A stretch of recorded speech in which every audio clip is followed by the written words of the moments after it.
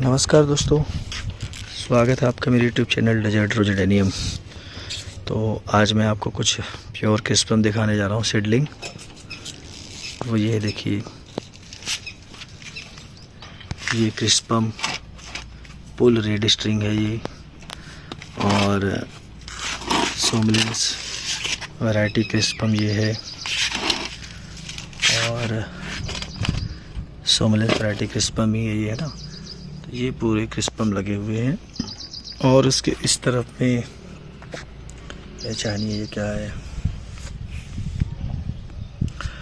दोस्तों। ये adenium बोहेमियम seedlings हैं। अभी ने जस्ट रिपोर्ट किया है मैंने 1 महीने पहले, इसलिए यहाँ पे थोड़ा सैड में है, धूप में नहीं ले गया मैं इनको, क्योंकि मीडिया बहुत जल्दी ड्राई हो जा रहा है और सीडलिंग के लिए जो ये बहुत ख़राब है। फिर वो डिहाइड्रेट हो जाती है सीडलिंग, और ग्रोथ प्रॉपर होती नहीं है।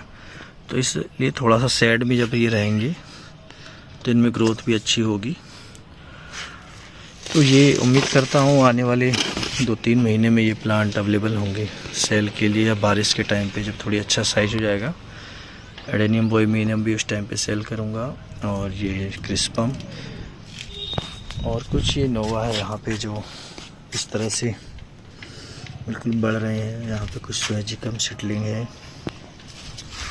ये कोबेसम केन्या, अच्छा साइज है इसका, कॉर्डेक्स बढ़िया है इसका। तो मैंने ये प्लेटफॉर्म के नीचे देखिए इसको कैसे सेटअप है। ये प्लेटफॉर्म है मेरा, इसके नीचे ये पुराने ओल्ड पॉट है, पॉट के ऊपर एक लोहे का फ्रेम है, यहाँ से दिखेगा शायद,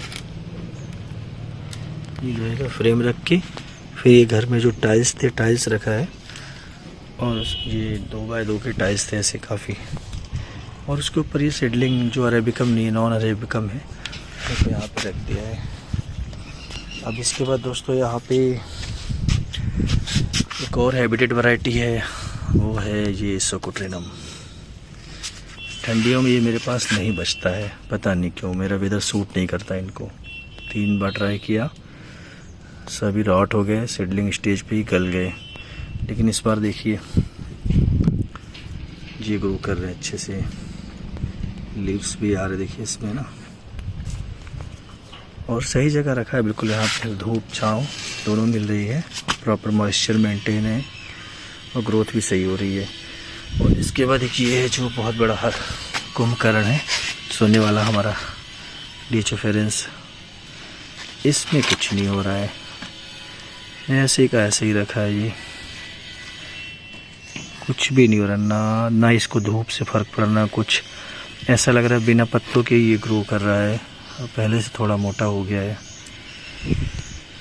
दोस्तों कुछ ये मेरे जो सीड ग्रोन हाइब्रिड वैरायटी है, यहाँ पे कुछ नोवा रखे हैं, कुछ क्रिस्पम रखे हैं, जो रिपोर्ट करने के बाद यहाँ पे रख देता हूँ गर्मियों में, छोटे पॉट साइज खास तौर पे। ट्रे को, सीडलिंग ट्रे को, मतलब जो भी नॉन अरेबिकम है उनको ऐसी जगह रखने का फ़ायदा ये कि ग्रोथ अच्छी होगी, गर्मियों में सीडलिंग जो है डिहाइड्रेट नहीं होंगी। और इन कंट्रास्ट अगर देखेंगे अरेबिकम, तो मैं आपको अरेबिकम सीडलिंग दिखा रहा हूँ, वो कहाँ रखी है, वो ये है। हाँ जी, बिल्कुल धूप में पड़े हैं अरेबिकम सीडलिंग, देखिए अरेबिकम अच्छे बिल्कुल, जिससे कॉम्पैक्ट बने। लेकिन अब इनमें अरेबिकम में ब्रांच इलांगेशन चाहिए नहीं, लेकिन जो हाइब्रिड वैरायटीज़ है उसमें ब्रांच इलांगेशन चलेगा, कोई दिक्कत नहीं है। उसको भी धूप में रखे तो वो भी अच्छा, कॉर्डेक्स उसका मोटा होता जाता है। तो जो अरेबिकम है वो इस तरह से मैं रखता हूँ, और जो आपने देख ही लिया जो हाइब्रिड वैरायटीज़ है वो यहाँ पे है सीडलिंग की। तो इस तरह से कुछ मैनेजमेंट है सीड ग्रोन हाइब्रिड वैरायटीज़ को रखने का। और वही जब बड़े हो जाते हैं तो वो देखिए यहाँ पे ट्रे में रखे हैं, जो नोवा रखा है, ये भी नोवा है, ये सीड ग्रोन नोवा रखे हैं यहाँ पे। और यहाँ पे कुछ और भी प्लांट है जो हमारे रखे हैं, ये सीड ग्रोन देखिए यहाँ पे क्रिस्पम, ये भी क्रिस्पम है, ये भी शायद क्रिस्पम ही है। ये किसी ने दिया था सीड्स लिया था, उसको कहा मल्टीफ्लोरा में कुछ पता नहीं कि कौन सी मल्टीफ्लोरा है, पता नहीं ये लगे बस। वैसे प्योर नहीं है मल्टीफ्लोरम, क्योंकि मेरे पास मल्टीफ्लोरम भी है।